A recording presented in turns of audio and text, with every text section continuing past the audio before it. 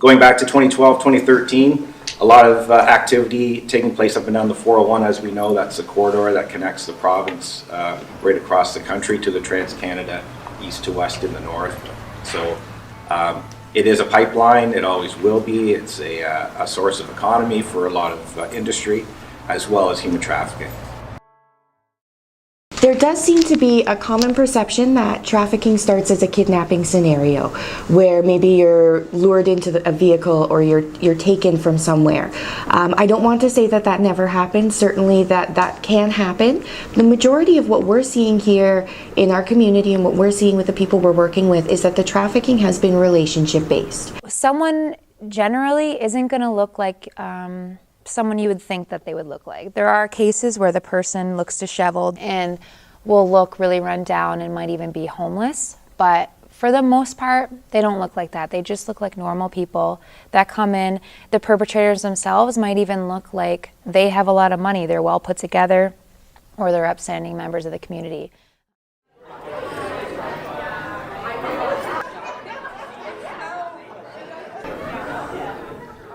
I love the Liberty Project because we give people chances when not a lot of people will, you know. So a bit about me. I'm in recovery. I'm 5.5 years sober from, I was an IV drug user, so I lived on the streets. I was homeless. I participated in sex trafficking as well. I have been a victim of domestic violence. And I'm proof, like Victoria and like you, Kim, that social programs they do have an impact on people. Our work in We Fight has changed so significantly in 17 years since then, as we've realized that's not what we're seeing in our community right now. What we're seeing the most of in our community is domestic sex trafficking of our women and girls born and raised in Windsor, sex trafficked within Windsor.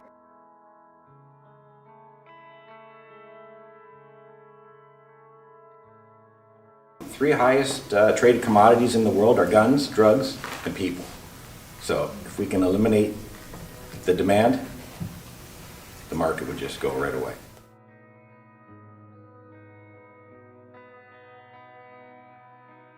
What do you think a lot of people took away from today's event? The goal for this event was to really act as a spark and to, ignite the conversation that hasn't really been happening in our community or deserves more light to be shed on. So whether that's human trafficking, abuse, addiction, or trauma, we really wanted this to kind of be the beginning and the first step forward for our community to be more aware of what's been happening, and whether it's to be able to help someone in need and to say that these are the different organizations that you can direct them towards, or to even just spot the signals of maybe someone in need and that there is light at the end of the tunnel.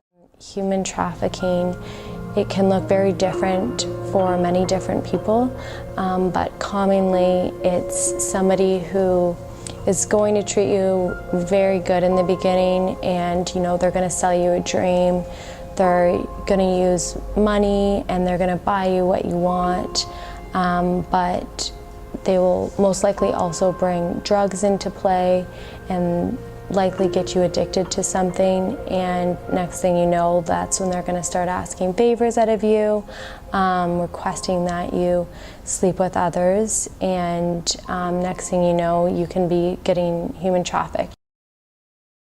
My name is Victoria Morrison, and I'm a human trafficking survivor, and I was born and raised in Windsor, Ontario. My childhood was pretty typical. I have a brother and a sister, and I come from a middle-class family. I come from a really good, loving family. 15, 16 is when I started to get curious about drugs and alcohol. I thought that it would just be maybe like an occasional thing, and just be using on the weekends pretty much, but it did end up spiraling into addiction in my adult life.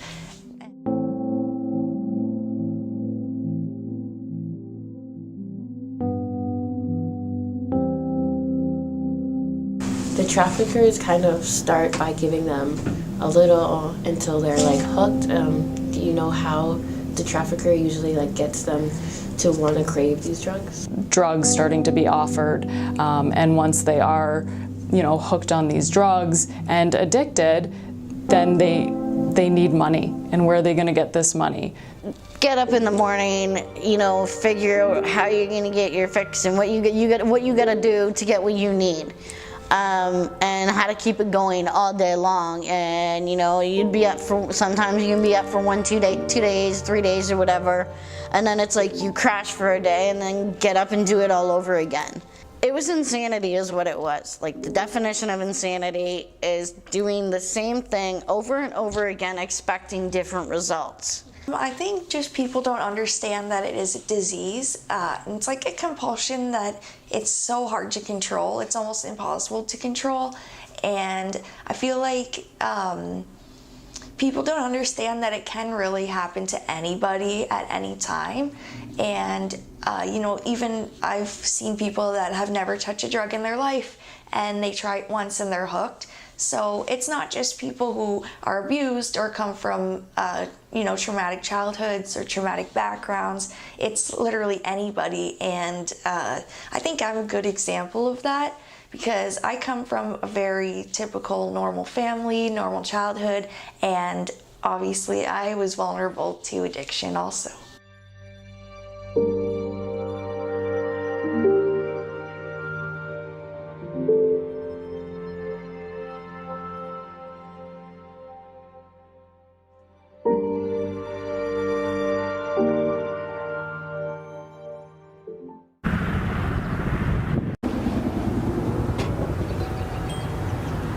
As kind of a keepsake for the end of the program. I think all the girls must have one by now. A few girls were making them for everybody, so pretty nice. And it's right there, it's kind of a mantra, I guess, as soon as you walk in the house. Well, it's always different from group to group, but just meeting everybody and hearing their stories, you just realize how different life affects everyone and how everyone has their own route and their own path in life. So you can never predict or have prejudice or judgment against them because you don't know where they're coming from and you don't know where they're going. So they work their program and they get out of it what they put into it.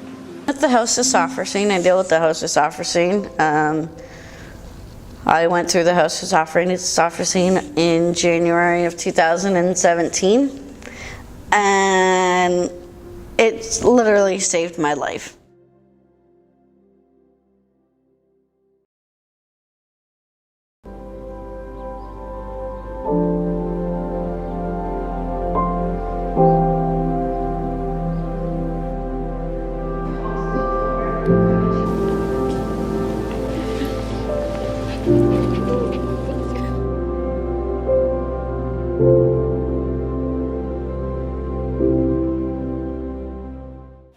It's been a hard go for me, but I've really come to realize that when you are depressed, I'm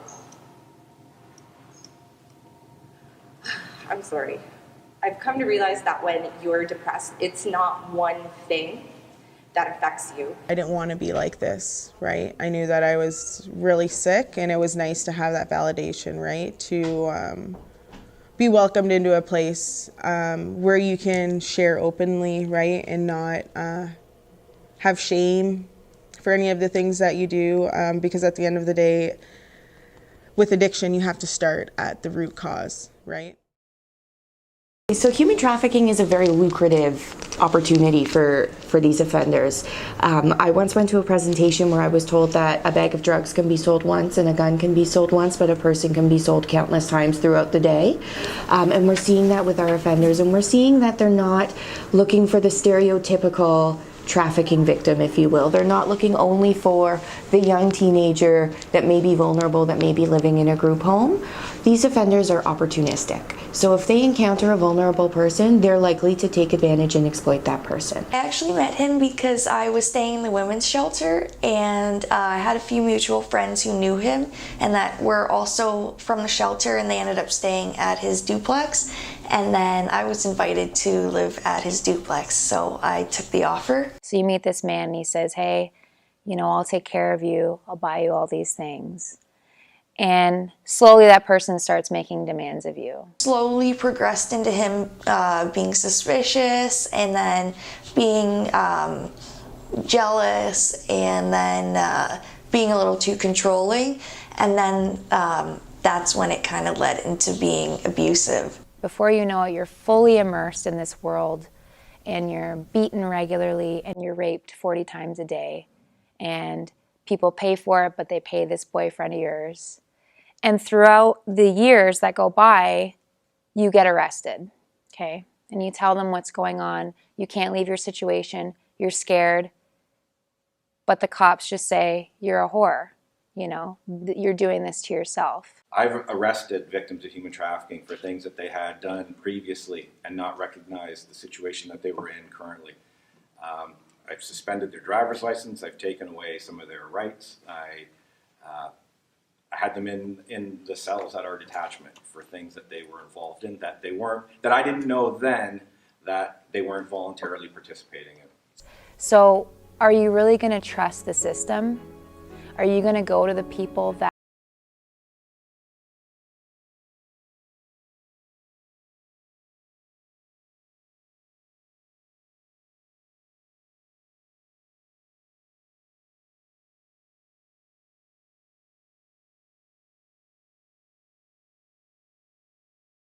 we put up these walls because we really don't know who we can trust. And, you know, and even once you get out of the business, and, you know, if you are fortunate enough to get into recovery, trust is a major issue. I mean, even going into the rooms of AA or Narcotics Anonymous, it's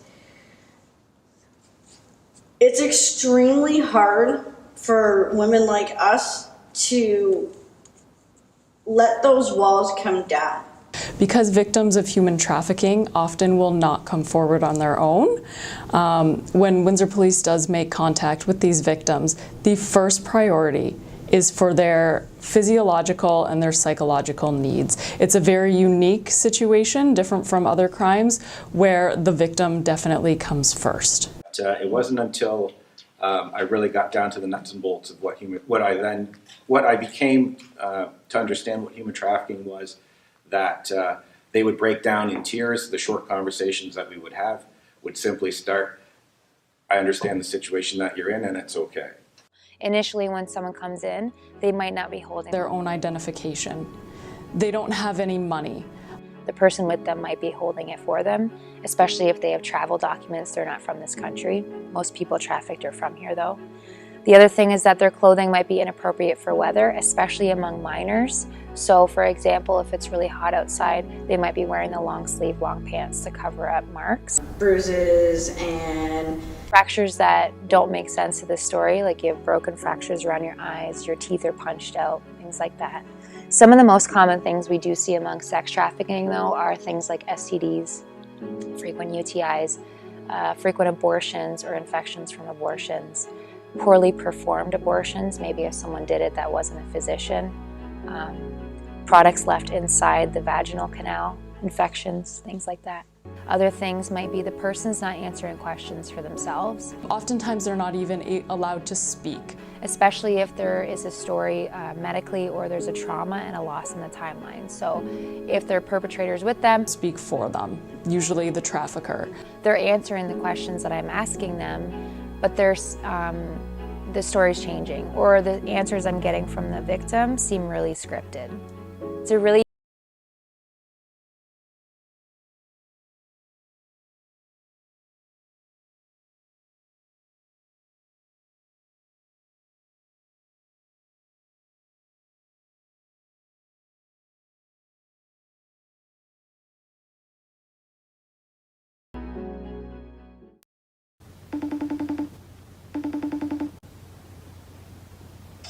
So something that we do at Meeting Professionals Against Human Trafficking, we are a small group of Toronto-based volunteers in the meetings and events industry and hospitality industry, and we speak to event planners and hotel professionals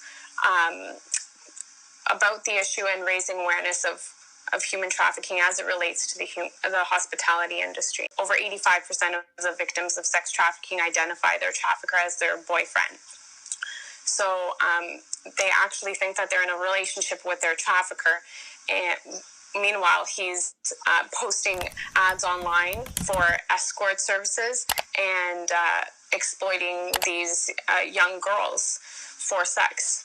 And unfortunately, hotels are often used to carry out their crimes. A lot of clients are able to find girls on escort websites and online a lot.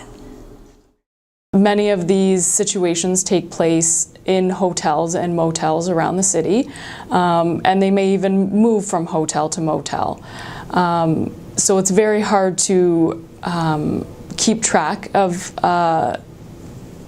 their movement within the city and within the province, and it is a very transient crime. It's also a very underreported crime. You said that there were so many times that you thought this could have been interviewed along the way, right? And yeah, what do you think it was? Yeah, I think that the situation wasn't intervened because people either don't want to see the signs of someone being exploited or abused, or if they do, they're scared, to get in the way of the situation because there might be repercussions for them, or they might endanger themselves. But I think if you definitely sense there is a situation, definitely contact the authorities, or I would say try to at least ask questions. As an industry, the tourism and hospitality industry, like I said, is dragged into the crime of human trafficking. And so that gives us an opportunity to take action. So the first step is being aware, knowing that this is not an issue that is far away, but that it's happening in Windsor. It's happening in all over Ontario and Canada. It's not just a violation of human rights that's far away. It's happening in our own backyards. With law enforcement, so any tips that they get, for example, there's a lot of activity at this motel during the auto show, and they'll look into all the areas that they know because it's HIPAA compliant. We're not breaking laws. Well, the clients were actually pretty typical men, usually middle-aged to older men. Yeah, just pretty normal, everyday guys that, that could be like your neighbor or, your postman or the guy working at the grocery store, like just pretty normal guys. Selling sex is legal in Ontario and sexual services, although purchasing it is not.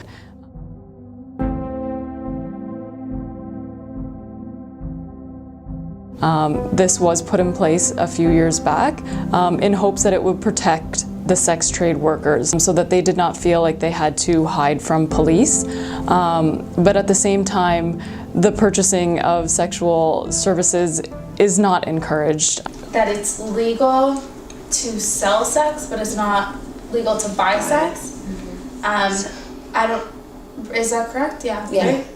I wasn't too sure if that had an effect on I didn't know that because I read an article in London that says they're gonna start releasing the names of the Johns. Yeah, which I think is awesome. Yeah, me too. I'm so excited. I know. Someone would do it. I think that's great. I hope Windsor does that. Yeah. Well,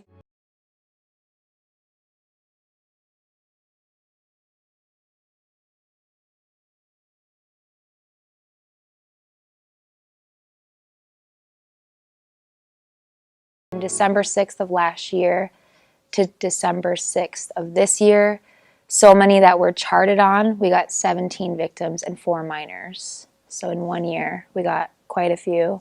I know that there was an 18th the other night. We got another one.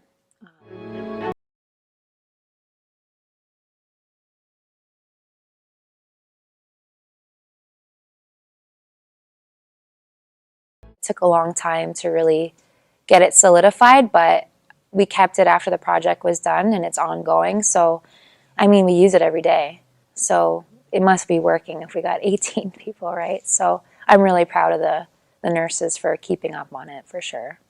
Is it in Windsor right now? Do you know if any hospitals here have? No, no one uses it here. No. I actually don't think that they have any protocol here at all. Just recently, within the last week, there was an arrest made where a male suspect was arrested for trafficking a female sex trade worker.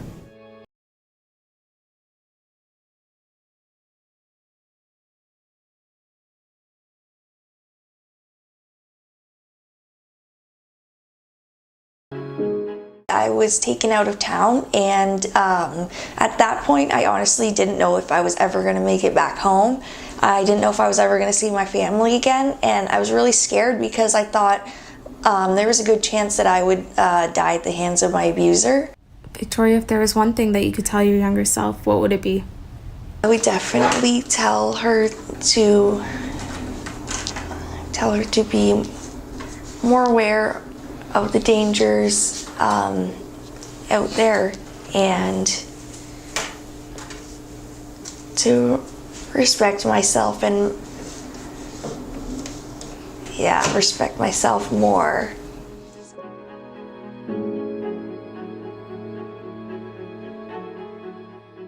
To both Windsor Police and 2 other unnamed police agencies for advocating for me and being a big part of my recovery and my process through the justice system.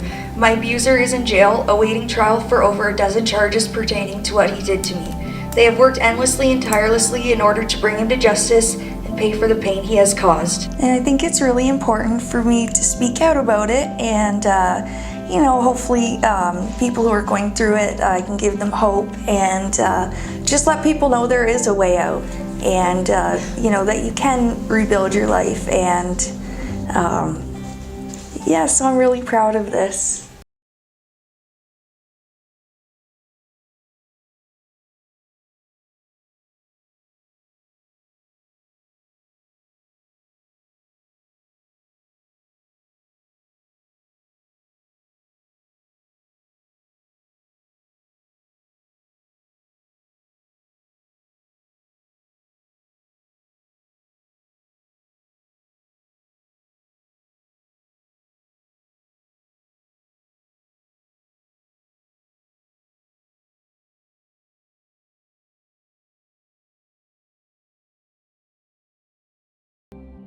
I think the biggest hindrance would be just a lack of awareness. Like, just thinking that this is an issue that maybe doesn't happen here in North America, or it doesn't happen here in Canada. So I think the biggest challenge has just been bringing awareness to the issue. The biggest thing I always tell people is that it doesn't need to be a healthcare provider, and it doesn't need to be a cop or whatever. Anyone can report it. Like in Canada, you can call the Crime Stoppers human trafficking line. In the States, you call the hotline. If you see something, say something. Don't buy sex, for sure. That would be the first start. The Johns, it's demand drives the market. So if people aren't buying, then traffickers wouldn't be in the business.